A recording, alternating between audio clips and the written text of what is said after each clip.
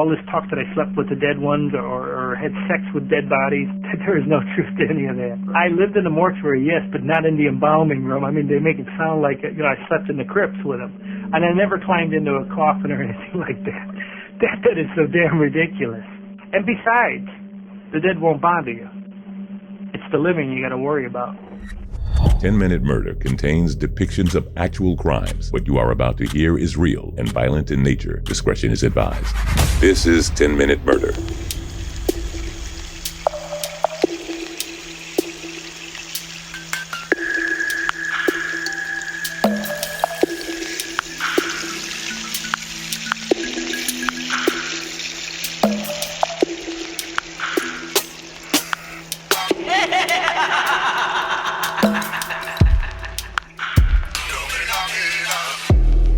Welcome to the brief and bingeable true crime podcast, 10-Minute Murder. I'm Joe, and thanks for being here this extra creepy Halloween special edition of the podcast. The 10-minute part of 10-Minute Murder is going to be a fib today. It's going to be much longer than 10 minutes, kind of a deep dive. And today the focus is on a serial killer that scares me more than any other in the history of ever. I've avoided talking about him. I've had legit nightmares about him. And I don't know why I'm even talking about it now, because it isn't going to end well for my sleep. And yeah, we're breaking with normal rules of sticking to 10 minutes. So if you're wondering why I'm still talking longer than I normally do, that's why. Before we get going, take a second to subscribe to 10-Minute Murder if you haven't already. I'm giving myself nightmares for you, so the least you can do is subscribe. If you have friends that like having nightmares too, tell them about the podcast and we can all not sleep together. Okay, that sounded weird, but you know what I mean.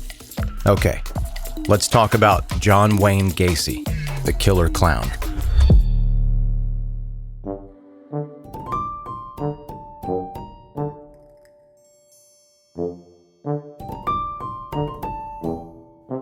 It's no surprise that John Wayne Gacy was admired and liked by most who had known him. He was a sharp businessman who had spent his time, when not building up his contracting company, hosting elaborate street parties for friends and neighbors, dressing as a clown, and entertaining children at local hospitals, and immersing himself in organizations such as the JCs, working to make his community a better place to live. People who knew Gacy thought of him as generous, friendly, and a hardworking man devoted to his family and community. However, there was another side to Gacy that few ever witnessed.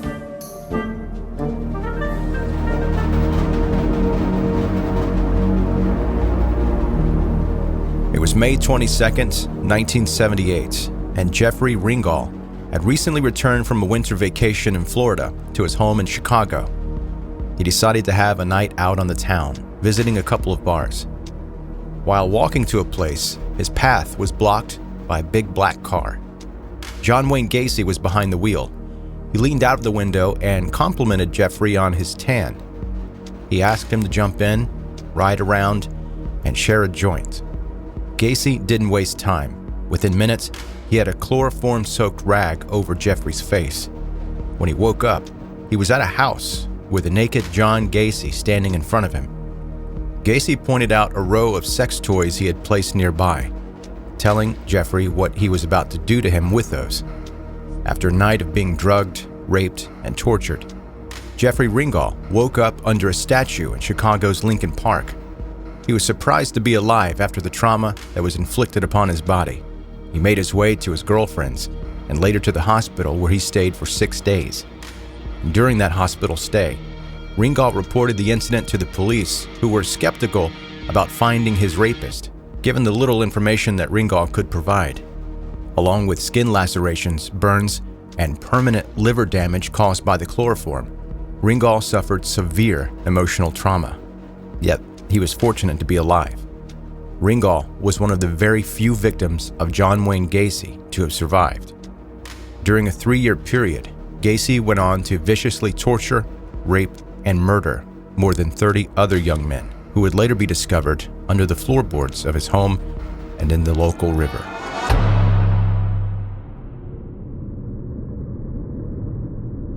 Chicago's Irish inhabitants, Mr. and Mrs. John Wayne Gacy Sr., marked the day with celebration. It was a St. Patrick's Day, and Marion Robinson Gacy and John Wayne Gacy Sr. welcomed their first son into the world at Edgewater Hospital in 1942. John Wayne Gacy Jr. was the second of 3 children. His older sister, Joanne, was born 2 years before him, and 2 years later came his youngest sister, Karen. All of the Gacy children were raised Catholic, and all 3 attended Catholic schools where they lived in the northern side of Chicago. The neighborhood in which Gacy grew up was middle class, and it was not uncommon for young boys to take on part-time jobs after school. Gacy was no exception, and he busied himself after school with a series of part-time positions and Boy Scout activities. The young Gacy had newspaper routes. He worked in a grocery store as a bag boy and stock clerk. Although he was not really a popular kid in school, he was liked by his teachers and coworkers and made friends at school and his Boy Scout troop. He always remained active with other children and thoroughly enjoyed outdoor scouting activities. Gacy seemed to have a very normal childhood, with the exception of his relationship with his father and a series of accidents that affected him. When Gacy was 11 years old, he was playing by a swing set when he was hit in the head by one of the swings. The accident caused a blood clot in the brain. However, the blood clot was not discovered until he was 16. From the age of 11 to 16, he suffered a series of blackouts caused by the clot. The blackouts ceased when he was given medication to dissolve the blockage in the brain. At the age of 17, Gacy was diagnosed with a nonspecific heart ailment. He was hospitalized on several occasions for this problem throughout his life, but they were not able to find an exact cause for the pain he was suffering. However, although he complained frequently about his heart, especially after his arrest, he never suffered any serious heart attacks. During Gacy's late teens, he suffered some turmoil with his father. Although relations with his mother and sisters were very strong, John Wayne Gacy Sr. was an abusive alcoholic who physically abused his wife and verbally assaulted his children. Although John Sr. was an unpleasant individual, young Gacy deeply loved his father and wanted desperately to gain his devotion and attention. Unfortunately, he was never able to get very close to his father before he died, something he said he regretted his entire life. In September 1964, Gacy met and married a co-worker named Marilyn Myers, whose parents owned a string of Kentucky Fried Chicken fast food restaurant franchises in Waterloo, Iowa. Fred Myers, Gacy's new father-in-law, offered him a position with one of his franchises. Soon after that, Gacy and his new wife moved to Iowa. Life seemed to hold a lot of promise for Gacy at this time in his life. Gacy began working for his father-in-law, learning the business from the ground up. On average, he worked for 12 hours a day, and not uncommon for him to work 14 or more hours per day. He was enthusiastic and eager to learn, with hopes of one day taking over the string of fast food restaurants. When Gacy was not working, he was active in the Waterloo, Iowa JCs. Gacy worked tirelessly performing volunteer work for his community through the JCs. It was there that he made most of his friends and spent most of his time. Marilyn gave birth to a boy shortly after their move to Iowa, and soon after the birth of their son, they celebrated the birth of a daughter. The Gacys had every reason to be happy during the first few years in Iowa. They had a nice house in the suburbs and a loving and healthy family. Marilyn enjoyed looking after the children, and John was happy in work and with the JCs. He was even working on a campaign for the presidency of the JCs. Everything seemed to be too good to be true, and it was. Sometimes saving money takes work, but when you switch to Xfinity Mobile, it's easy. You'll save hundreds a year on your wireless bill and get nationwide 5G included at no extra cost. Wow, that was easy. Go online, call 1-800-XFINITY or visit a store today. Restrictions apply. Everything seemed to be looking good for John Wayne Gacy, yet his lucky streak would not last too much longer. Rumors were spreading around town and amongst the JC members regarding Gacy's sexual preference. It seemed that young boys were always in Gacy's presence. Everyone heard the stories that Gacy was homosexual and made passes at the young boys who worked for him at the fast food franchises. Yet people close to him refused to believe the gossip until May of 1968, when the rumors became truth. In the spring of 1968, Gacy was indicted by a grand jury in Black Hawk County, for allegedly committing the act of sodomy with a teenage boy named Mark Miller.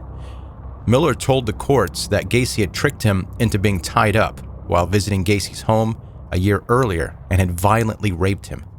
Gacy denied all the charges against him and told a conflicting story, stating that Miller willingly had sexual relations with him in order to earn extra money.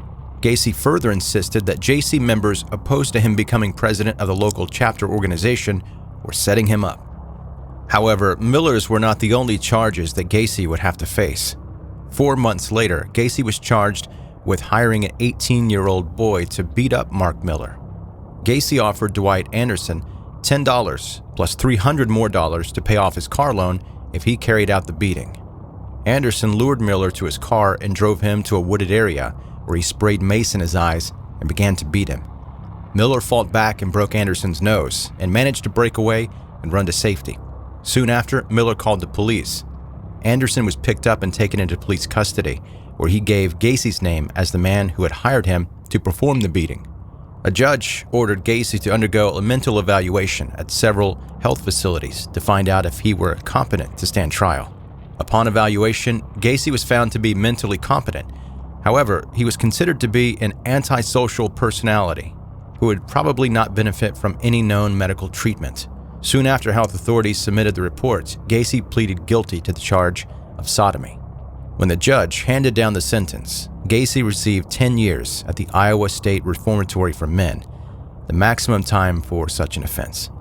John Wayne Gacy was 26 years old when he entered prison for the first time.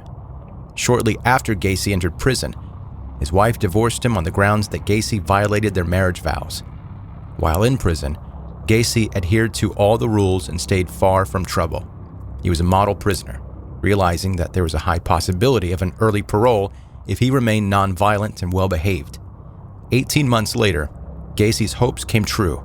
His parole was approved. On June 18, 1970, Gacy left the confines of the prison gates and made his way back to his place of birth in Chicago. John Wayne Gacy immediately began to put his life back on track again after moving back to Chicago. He knew he could not afford to let the past disrupt his future if he could help it. The only thing that seemed to have weighed Gacy down was the death of his father while Gacy was in prison. Gacy went through difficult periods of depression after his release from prison because he regretted never saying goodbye to his father. He felt cheated that he never had a chance to improve his relationship with John Wayne Gacy Sr., a man whom he had loved dearly despite his abusive behavior. He moved in with his mother and obtained work as a chef in a Chicago restaurant, a job that he enjoyed and worked at with enthusiasm. After 4 months of living with his mother, Gacy decided it was time he lived on his own again. His mother had been impressed with how her son was readjusting to life outside the prison walls, and she helped him obtain a house of his own right outside of Chicago's city limits. Gacy owned one half of his new house, located at 8213 West Summerdale Avenue in the Northwood Park Township, and his mother and sisters owned the remaining half of the home. Gacy was very happy with his new 2-bedroom, 1950s-style ranch house that was located in a nice, clean, family-oriented neighborhood. He was quick to make friends with his new neighbors, Edward and Lily Grexa, who had lived in the neighborhood since the time it was first built. After only 7 months of living in his new home, he was spending Christmas evening with the Grexas, whom he had invited over for dinner with his mother. The neighbors became fast friends and often gathered together for drinks or a game of poker in the comfort of their homes. The Grexas had no idea of Gacy's criminal past or his most recent run-in with the law. A little more than a month after the Grexas had visited for Christmas dinner at the Gacy's home, he had been charged with disorderly conduct. The charges stated that Gacy had forced a young boy, whom he had picked up at a bus terminal, to commit sexual acts upon him. Gacy had been officially discharged from his parole for only a few months before he was already breaking the law again. However, Gacy slipped through the system when all charges against him were dropped due to the no-show of his young accuser at the court proceedings. Gacy was a free man once again. On June 1st, 1972, Gacy married Carol Hoff, a newly divorced mother of 2 daughters. Gacy had romanced the woman who was in a state of emotional vulnerability, and she immediately fell for him.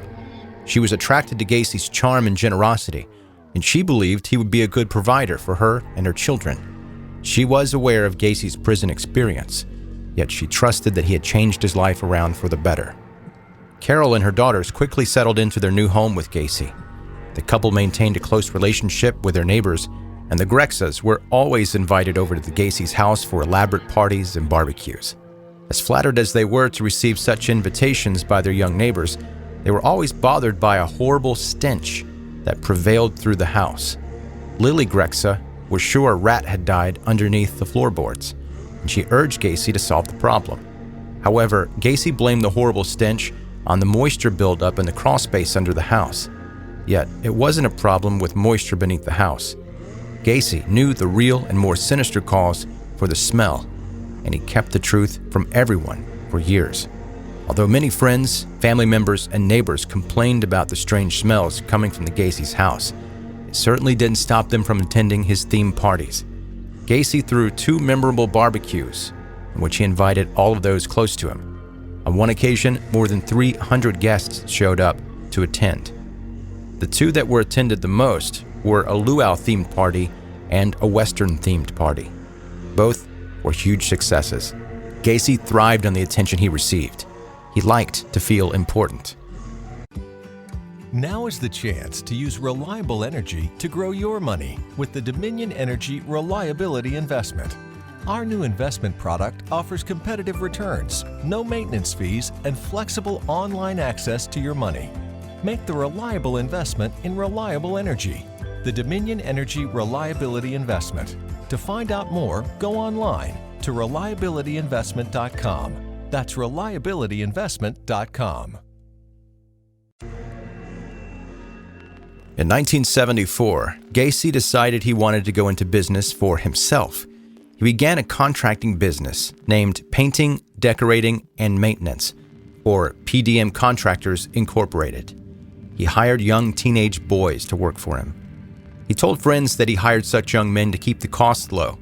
However, that was not Gacy's only reason for hiring teenage boys. Gacy intended to seduce his young employees. His homosexual desires and urge to inflict harm were slowly becoming more apparent to those around him, especially his wife. Carol and John had drifted apart by 1975. Their sex life had come to a halt, and Gacy's moods became more unpredictable. He would be in a good mood one moment, and the next, he would be flying into an uncontrollable rage and throwing furniture. He was an insomniac, and his lack of sleep only seemed to make his other problems worse. Gacy was rarely home in the evenings, and when he was either fixing something outside of the house or working in the garage. However, there was one thing that Carol was extremely worried about. It was not only that Gacy showed no sexual interest in her that hurt Carol, but also what pained her even more was when she began to find magazines with naked men and boys in the house. She knew Gacy was reading them, and he acted nonchalantly about his new choice of reading material. In fact, Gacy had told Carol that he preferred boys to women. Naturally, Carol was distressed, and she soon filed for divorce. The couple's divorce became final on March 2nd, 1976. Although Gacy was having marital problems, he refused to let it hold him back from realizing his dream of success. Being a man who thrived on and delighted in recognition and attention, Gacy turned his sights to the world of politics. It was in politics that Gacy hoped to make his mark on the world. He had high aspirations and hoped to one day run for public office. Gacy realized he had to get his name out and make himself known by participating in volunteer projects and community activities. He also knew that if he were to succeed in politics, he had to win over the people. Gacy had a natural talent when it came to persuading others, and he creatively came up with a way to gain the recognition he sought. It was not long before Gacy caught the attention of Robert Matwick, the Democratic Township Committeeman for Norwood Park. As a free service to the community, Gacy and his employees volunteered to clean up Democratic Party headquarters. Gacy further impressed Matwick when the contractor dressed up as Pogo the Clown and entertained children at parties and hospitals. Unaware of Gacy's past and impressed by his sense of duty and dedication towards the community, Matwick nominated Gacy to the Street Lighting Commission. In 1975, Gacy became the secretary-treasurer. It seemed as if Gacy's dreams of success were beginning to come true. However, his career in politics would be short-lived. Troubles started to brew when rumors began to circulate about Gacy having homosexual interest in teenage boys. One of the rumors stemmed from an actual incident that took place during the time Gacy was involved with cleaning the Democratic Party headquarters. One of the teenagers who worked with Gacy on that particular project was 16-year-old Tony Antonucci. According to the boy, Gacy made sexual advances toward him, yet backed off when Tony threatened to hit him with a chair. Gacy joked about the situation and left him alone for a month. The following month, while visiting Gacy's home, Gacy again approached Tony. Gacy tried to trick the young man into handcuffs, and believing that he was securely cuffed, he began to undress the boy. However, Tony had made sure that one of his hands was loosely cuffed, and he would be able to free himself and wrestle Gacy to the ground. Once he had Gacy on the ground, he handcuffed him, but eventually let him go after Gacy promised he would never try touching him. Gacy never made sexual advances toward him again, and the boy remained working for Gacy for almost a year following the incident. 17-year-old Johnny Butkovich was like most young men who enjoyed cars and took great pride in his 1968 Dodge, on which he was continually working. He loved to race his car, a hobby that cost quite a bit for a young man of 17. In order to pay for new parts to sustain his hobby, he knew he had to get a job. Johnny began doing remodeling work for Gacy at PDM Contractors, a position that he enjoyed and that paid well. He and Gacy had a good working relationship, which made the long hours pass by quickly.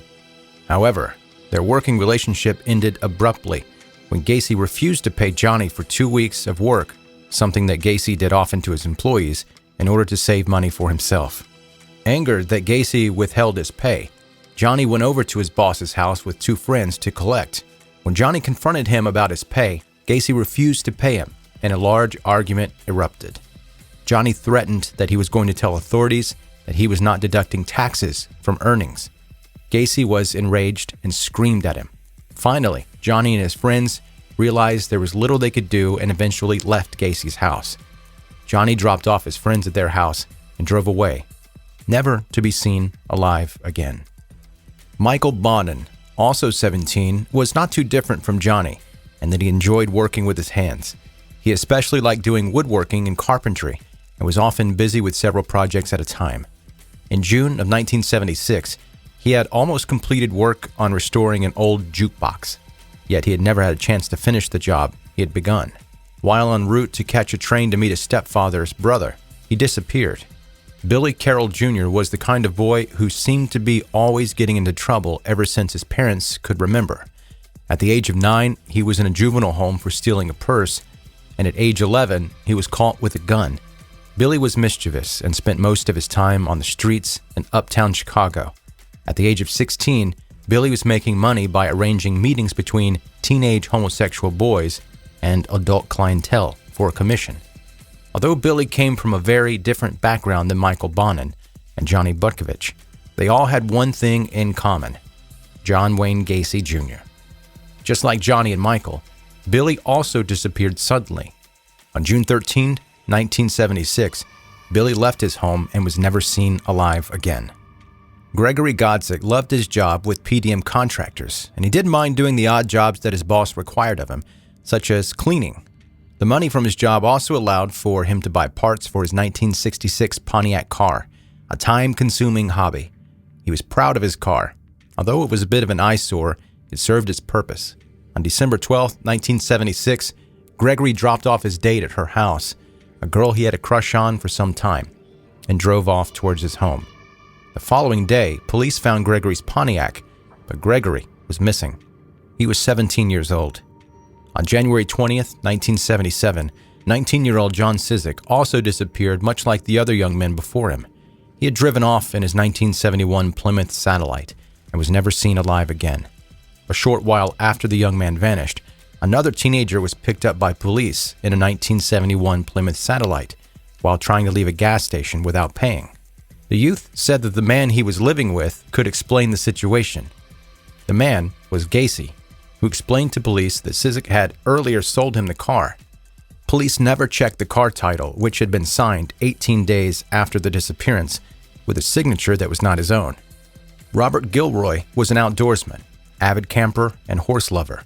On September 15, 1977, 18-year-old Gilroy was supposed to catch a bus with friends to go horseback riding, but he never showed up. His father, who was a Chicago police sergeant, immediately began searching for Robert when he heard that his son was missing. Although a full-scale investigation was mounted for his son, Robert was nowhere to be found. More than a year later, another young man named Robert Peist would vanish mysteriously. The investigation into his disappearance would lead not only to the discovery of his body, but the bodies of Butkovich, Bonin, Carroll, Sizik, Gilroy, and 27 other young men who had suffered similar fates.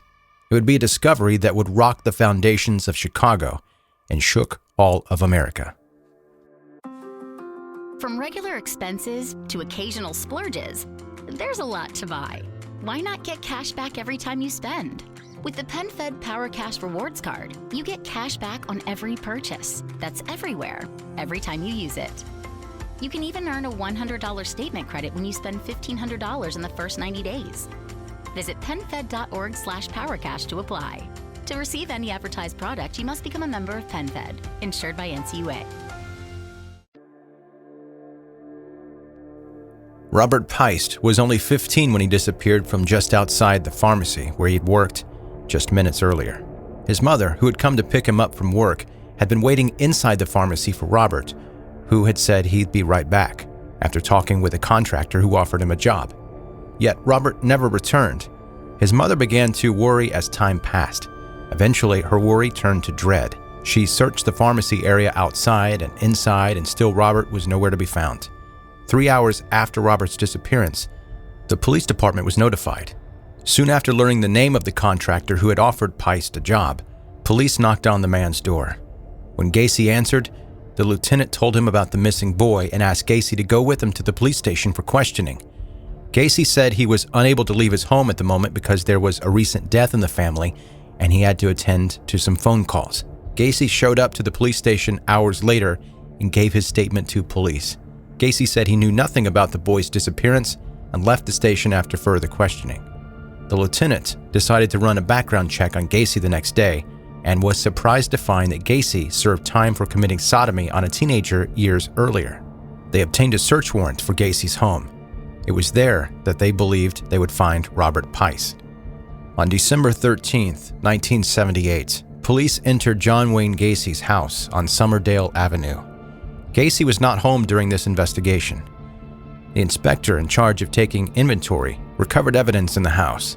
Some of the items on that list that were confiscated from Gacy's home were a jewelry box containing 2 driver's licenses and several rings, including one which was engraved with the name West Main High School Class of 1975 and the initials JAS, a box containing marijuana and rolling papers, 7 erotic novels made in Sweden, different pills including Valium, a switchblade knife, a stained section of a rug, color photographs of pharmacies and drugstores, an address book, a scale, books such as Tight Teenagers, The Rights of Gay People, Bike Boy, 21 Abnormal Sex Cases, The American Bicentennial Gay Guide, Heads and Tails, and The Great Swallow, a pair of handcuffs with keys, a 3-foot-long 2x4 wooden plank with 2 holes drilled at each end, an Italian pistol, police badges, a very large rubber sex toy was found beneath the attic insulation, a hypodermic syringe needle in a small brown bottle, clothing that was too small for Gacy, nylon rope, and a mysterious roll of film. 3 automobiles belonging to Gacy were also confiscated, including a 1978 Chevrolet pickup truck with a snowplow attached that had the name PDM Contractors written on its side, a 1979 Oldsmobile Delta 88, and a van with PDM Contractors also written on its side. Within the trunk of the car were pieces of hair that were later matched to Rob Peist's hair. Further into the investigation, police entered the crawl space located beneath the Gacy home. The first thing that struck investigators was a rancid odor that they believed to be sewage. The earth in the crawl space was sprinkled with lime, but it seemed to have been untouched. Police found nothing else during their first search and eventually returned back to headquarters to run tests on some of the evidence and research the case more. Gacy was called into the police department and told of the articles that they had confiscated. Gacy was enraged and immediately contacted his lawyer. When Gacy was presented with a Miranda waiver stating his rights and asked to sign it, he refused when instructed by his lawyer. Police had nothing to arrest him on and eventually had to release him after more questioning about the Peist boy's disappearance. Gacy was put under 24-hour surveillance. During the days following the police search of Gacy's home, some of his friends were called into the police station and interrogated. Gacy had told his friends earlier that the police were trying to charge him with a murder, but claimed he had nothing to do with such a thing. From the interviews, police gathered little information on any connection with Gacy to Robert Peist. Friends of Gacy could not believe he was capable of killing a teenage boy. Frustrated due to the lack of evidence that police had linking Gacy to Peist, they decided to arrest Gacy on possession of marijuana and Valium. Unknown to police at the time, Gacy had recently confided in a friend and coworker a day before his arrest that he had indeed killed. Gacy further confided in his friend that he killed about 30 people because they were bad and trying to blackmail him. Around the time Gacy was arrested, he was awaiting action on the Ringgold case, in which he had been charged with rape. Determined to find his rapist, Ringgold had months earlier waited by one of the highway exits that he was able to remember during one of his wakeful episodes in Gacy's car, before being chloroformed again. Finally, hours after waiting by the exit, he spotted the familiar car and followed it to Gacy's house. Upon learning Gacy's name, he immediately filed charges of sexual assault. Finally, after an intense investigation and lab work into some of the items confiscated by police at Gacy's home, they came up with critical evidence against Gacy. One of the rings found at Gacy's house belonged to another teenager who had disappeared a year earlier. They also discovered that 3 former employees of Gacy had also mysteriously disappeared. Furthermore, the receipt for the roll of film that was found at Gacy's home had belonged to a coworker of Robert Peist, who had given it to Robert the day of his disappearance. With the new information, investigators began to realize the enormity of the case that was unfolding before them. It was not long before investigators were back searching Gacy's house. Gacy had finally confessed to police that he did kill someone, but said it had been in self-defense. He said that he had buried the body underneath his garage. Gacy told police where they could find the body, and police marked the gravesite in the garage. But they did not immediately begin digging. They first wanted to search the crawlspace under Gacy's house. It was not long before they discovered a suspicious mound of earth. Minutes after digging into the suspicious mound, investigators found the remains of a body. That evening, Dr. Robert Stein, Cook County Medical Examiner, was called in to help with the investigation. Upon his arrival at Gacy's house, he immediately recognized a familiar odor, the distinctive smell of death. Stein began to organize the search for more bodies by marking off the areas of earth in sections, as if it were an archaeological site. He knew that the excavation of a decomposing body must be done with the utmost care to preserve its integrity and that of the gravesite. Throughout the night and into the days that followed, the digging progressed under the watchful eye of Dr. Stein.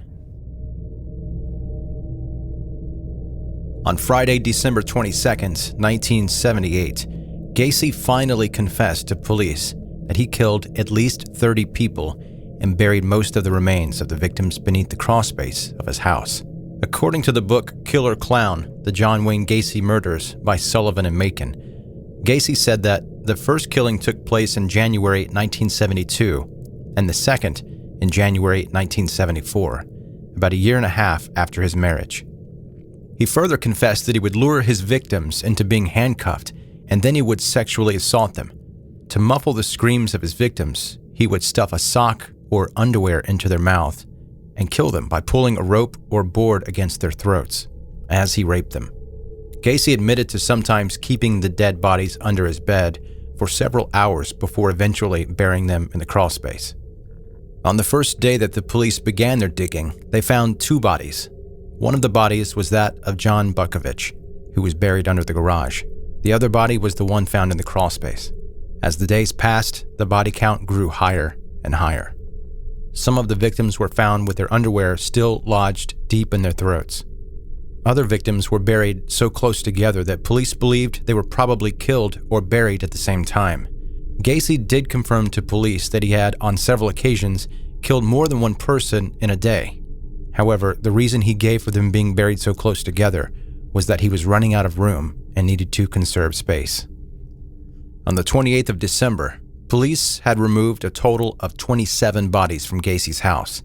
There was also another body found weeks earlier, yet it was not in the crawl space.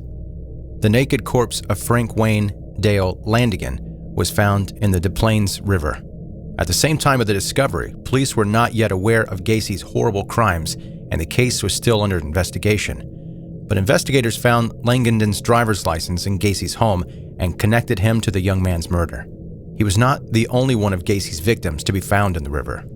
Also on December 28th, police removed from the Des Plaines River the body of James Mojo Mazaria, who still had his underwear lodged in his throat. The coroner said that the underwear stuffed down the victim's throat had caused him to suffocate. Gacy told police that the reason he disposed of the bodies in the river was because he ran out of room in his crawl space and because he had been experiencing back problems from digging the graves. By the end of February, police were still digging up Gacy's property. They had already gutted the house and were unable to find any more bodies in the crawl space. It had taken investigators longer than expected to resume the search due to bad winter storms that froze the grounds and the long process of obtaining proper search warrants. However, they believed there were still more bodies to be found, and they were right. While workmen were breaking up the concrete of Gacy's patio, they came across another horrific discovery. They found the body of a man still in good condition, preserved in the concrete. The man wore a pair of blue jean shorts and a wedding ring. Gacy's victims no longer included just young boys or suspected homosexuals, but now also married men. The following week, another body was discovered. The 31st body to be found linked to Gacy was in the Illinois River. Investigators were able to discover the identity of the young man by a Tim Lee tattoo on one of his arms. A friend of the victim's father had recognized the Tim Lee tattoo while reading a newspaper story about the discovery of the body in the river. The victim's name was Timothy O'Rourke, who was said to be such a fan of Bruce Lee's that he took the Kung Fu master's last name and added it to his own name in his tattoo. It is possible that Gacy had become acquainted with the young man in one of the gay bars in Newtown. Yet another body was found on Gacy's property around the time O'Rourke was discovered and pulled from the river. The body was located beneath the recreation room of Gacy's house. It would be the last body to be found on Gacy's property. Soon after the discovery, the house was destroyed and reduced to rubble. Unfortunately, among the 32 bodies that were discovered, that of Robert Peist was still unaccounted for. Peist was still missing. Finally, in April 1979, the remains of Robert Peist were discovered in the Illinois River. His body had supposedly been lodged somewhere along the river, making it difficult to find it. However, strong winds must have dislodged the corpse and carried it to the locks at Dresden Dam, where it was eventually discovered. Autopsy reports on Peist determined that he had been suffocated from paper towels being lodged down his throat. The family soon after filed an $85 million lawsuit against Gacy for the murder and the Iowa Board of Parole, the Department of Corrections, and the Chicago Police Department for negligence. Police investigators continued to match dental records and other clues to help identify the remaining victims who were found on Gacy's property. All but 9 of the victims were finally identified. Although the search for the dead had finally come to an end, Gacy's trial was just beginning. Dunkin' is here to keep you running with a much-needed taste of normal. To work, home, or work from home, with the coffee you like just the way you like it. Whether that's a small hot black coffee, your daily 2 p.m. latte, or a bacon, egg, and cheese croissant and a medium iced coffee with oat milk, 1 sugar, 2 pumps of caramel, 1 pump hazelnut, a swirl of French vanilla, and a shot of espresso. I call it my PM pep rally. You should really try it. Whatever it is that gets you running, Dunkin's got you and always will. America runs on Dunkin'. On Wednesday, February 6, 1980, John Wayne Gacy's murder trial began in the Cook County Criminal Courts building in Chicago, Illinois. Jury members, who consisted of 5 women and 7 men, listened as prosecutor Bob Egan talked about Robert Peist's life and his gruesome death, and how Gacy was responsible for his murder, along with 32 other young men. Egan told them about the investigation into Gacy, the discovery of the bodies beneath his house, and how Gacy's actions were premeditated and rational. In Sullivan and Macon's book, Killer Clown: The John Wayne Gacy Murders, it is said that Egan's statement left a stunning impression on jurors and the courtroom spectators, who were learning some of the details of Gacy's killings for the first time. Egan's opening statement was followed by one of Gacy's defense lawyers, Robert Mota. He opposed Egan's statement by claiming Gacy's actions were indeed irrational and impulsive, but asserting that he was insane and no longer in control of his conduct. If he had been found insane, Gacy would have become a ward of the state mental health system. Furthermore, there would be no time limits on the incarceration of such a person, and in many cases they are set free when they are deemed mentally stable enough to re-enter society. This is what Robert Mota believed was best for his client. Yet an insanity plea is usually just a very difficult one to prove. Although prosecutors were stung by Gacy's insanity plea, it was something that they had expected and were well prepared for. When the opening statements had concluded, the prosecution brought its first witness to the stand, Marko Butkovich, the father of one of Gacy's victims. He was the first witness of many that included family and friends of the murdered victims. Some of the witnesses broke down in tears on the bench, while others sadly recounted their last goodbyes to their loved ones. Following the friends and family of the victims came the testimony of those who worked for Gacy and who survived sexual and usually violent encounters with their boss. Some of his ex-employees told of his mood swings and how he would trick them into becoming handcuffed. Others told of how he constantly made passes at them while at work. The testimony continued for the next several weeks, including that of friends and neighbors of Gacy, police officers involved in the investigation, and psychologists who found Gacy sane during the killings. Before the state rested, it called some 60 witnesses to the bench. On February 24th, the defense began its proceedings, and to the surprise of many in the courtroom, the first witness they had called was Jeffrey Ringgold. It was expected that Ringgold would testify in behalf of the prosecution. However, Ringgold had previously mentioned his encounter with Gacy in a book, and the prosecution believed that would damage their case if they took him on as a witness. Therefore, the prosecution did not call him because they believed his testimony would better help their case during cross-examination. Gacy's other defense lawyer asked Ringgold if he thought Gacy was able to control himself. Ringgold didn't believe so, considering the savagery of Gacy's attack. Testimony of Ringgold did not last very long because he broke down while telling the court the details of his rape. Ringgold was so stressed that he began to vomit and cry hysterically. He was eventually removed from the courtroom as Gacy sat by, exhibiting no signs of emotion. In an effort to prove insanity, his defense attorneys called to the stands family and friends of the accused killer. Gacy's mother told of how her husband abused Gacy on several occasions, at one time whipping him with a leather strap. Gacy's sister told a similar story of how she repeatedly witnessed her brother being verbally abused by their father. Others who testified for the defense told of how Gacy was a good and generous man who helped those in need and always had a smile on his face. Lily Grexa took the stand and told of how wonderful of a neighbor he was. However, Miss Grexa did say something that would prove damaging to Gacy's case. She refused to say that he was crazy. Instead, she said she believed Gacy to be a very brilliant man. The statement would conflict with the defense's story that he was unable to control his actions and was insane. The defense then called a psychologist who interviewed Gacy before the trial. He found Gacy to be extremely intelligent, yet believed that he suffered from borderline schizophrenia. Other medical experts that testified on behalf of the defense gave similar testimony, stating that Gacy was schizophrenic, suffered from multiple personality disorder, or had antisocial behavior. They further stated that Gacy's mental disorder impaired his ability to understand the magnitude of his criminal acts. In conclusion, they all found him to have been insane during the times he committed murder. After the testimony of the medical experts, the defense rested its case. Both sides emotionally argued their cases to the jury that sat before them. Each side recalled previous witnesses and experts who had testified. The prosecution reminded the jury of the heinous crimes committed by Gacy, talked of his manipulative behavior, his rape and torture of the victims, and how his crimes were premeditated and planned. The defense insisted that Gacy was insane and out of control at the time of the killings and pointed to the testimony given by experts during the trial. After the closing arguments and the testimony of over 100 witnesses over a period of 5 weeks, the jury was left to make their decision. It took only 2 hours of deliberation before the jury came back with its verdict.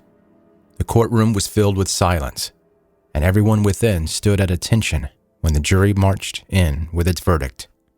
The silence was broken when the court clerk read, "We, the jury, find the defendant, John Wayne Gacy, guilty."